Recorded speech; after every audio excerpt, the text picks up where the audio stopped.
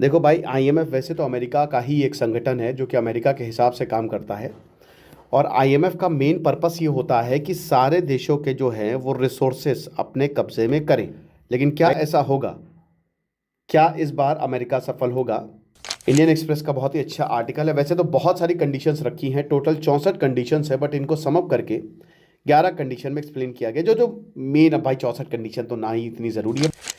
तो आईएमएफ जो पाकिस्तान पे है, इंडिया से टेंशन्स, लेकिन रिफॉर्म काफ़ी टाइटेंड है। देखिए, वैसे तो पाकिस्तान को आप 1 रुपये ना दें। अभी धुरंधर आप देख के आए होंगे, और उसमें आपने देखा होगा कि पाकिस्तान को फंड्स मिल रहे हैं, इसलिए पाकिस्तान आतंकवाद फैला रहा है। तो जितनी भी हत्याएं हो रही हैं, जैसे पहलगांव हमले में इतने लोग मारे गए, उन सब का जिम्मा इन सबके ऊपर है। एक्चुअल में खूनी कौन है जो इनको फंड कर रहा है? IMF, America, west Asia. ठीक है, आप पैसे ही मत दो, पैसा नहीं दोगे तो हथियार ही नहीं आएंगे। लेकिन भाई, अमेरिका चाहता है कि इंडिया पाकिस्तान लड़ते रहे, वरना उसका धंधा कैसे चलेगा? तो आईएमएफ कहता है कि बिजनेस और रेपुटेशनल रिस्क जो है पाकिस्तान में वो कम हुआ है। क्यों? इंडिया के साथ टेंशन जो है वो बहुत भयानक हो गई थी। मई में ऐसा लग रहा था कि पता नहीं क्या हो जाएगा, लेकिन अब शांति है। तो रिस्क कम हुआ है। इसकी वजह से जो पाकिस्तान को लेकर हमारा व्यू था वो बदला है। राइट? हमको लग रहा था कि शायद आईएमएफ का फंड्स जो है वो मिसयूज करेगा पाकिस्तान, बट ऐसा अब नहीं लग रहा है। ठीक है, लेकिन रिफॉर्म कंडीशंस जो हैं वो काफ़ी टाइट हैं। आईएमएफ ने, भाई देखो, आईएमएफ ने कहा कि तुम अपनी पीआईए को, जो तुम्हारी पाकिस्तानी इंटरनेशनल एयरलाइंस है, उसको भेजो, बेचो।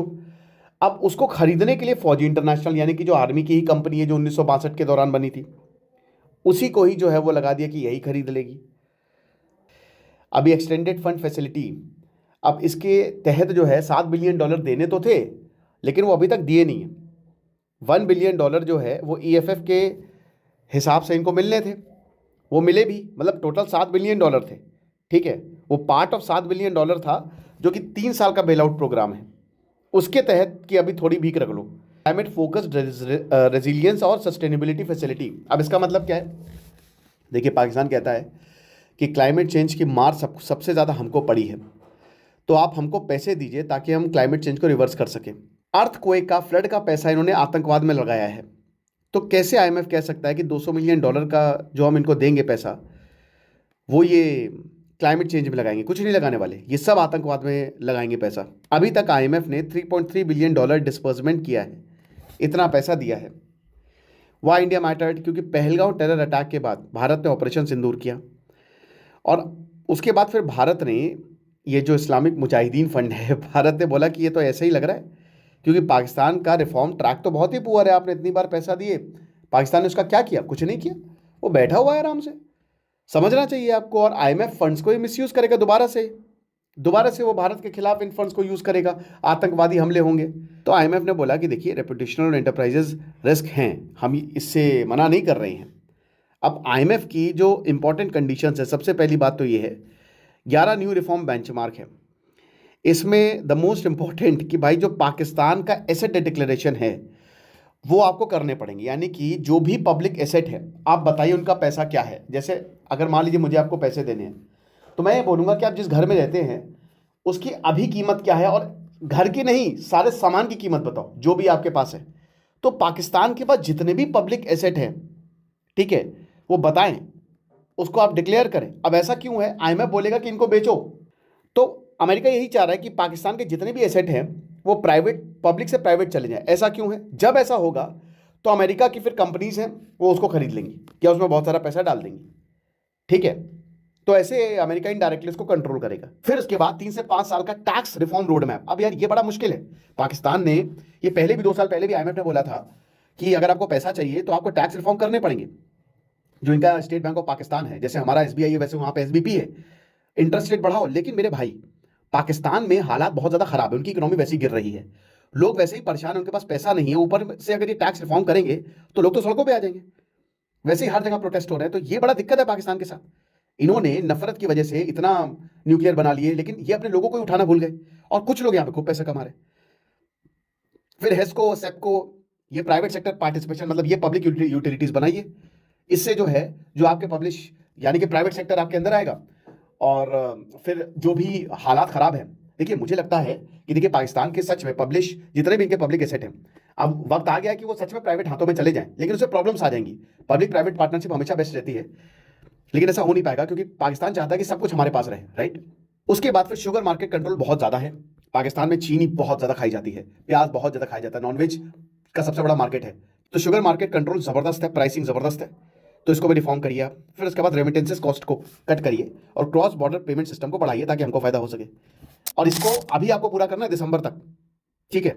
दिसंबर तक अब ये हो पाएगा नहीं हो पाएगा, सॉरी अगले दिसंबर तक, ये देखिए डेट्स दी हुई हैं, आप आराम से इसको देख लीजिएगा, ठीक है। टोटल वैसे तो मैंने आपको बता दिया, बट ये टोटल 11 पॉइंट्स है, ठीक है, कि क्या क्या आपको एनर्जी, चलिए मैं आपको बता ही देता हूँ वैसे तो, कि फाइनेंस में तो मैंने आपको बता दिया, ठीक है, कि जो की रिफॉर्म एरियाज हैं उसमें आप काम करेंगे, परफॉर्मेंस इंडिकेटर्स में आप काम करेंगे, डिजिटल इन्वॉइसिंग यानी कि ट्रांसपेरेंसी जितना ज़्यादा हो सके आप रखेंगे, कोई भी अगर आप ऑनलाइन पेमेंट कर रहे हैं तो, ठीक है।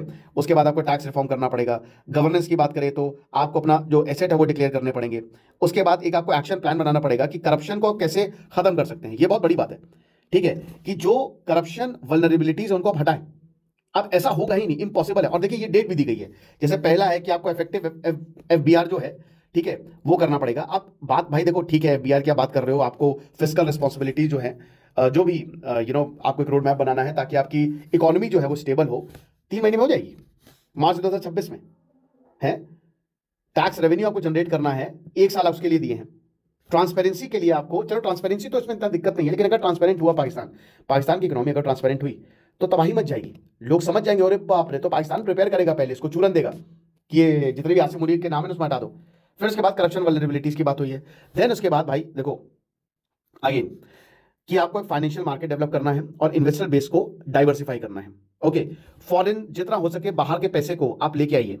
अब वो आपके ऊपर डिपेंड करेगा आप कैसे करते हैं ये, ठीक है। फिर उसके बाद ट्रांसपेरेंसी या फिर जो पब्लिक ऑब्लिगेशन है उसको आप इंप्रूव करिए, कमोडिटी मार्केट को लिबरलाइज करिए। ये सारी चीजें हैं, मतलब एक तरीके से अमेरिका घुस जाए आप जैसी कमोडिटी मार्केट को लिबरलाइज करेंगे। लेकिन आईएमएफ क्यों पुश कर रहा है? क्योंकि पैसे चाहिए, हर जगह करप्शन है भयानक। आईएमएफ ने बोला है कि पाकिस्तान की जीडीपी का 6% तो करप्शन है।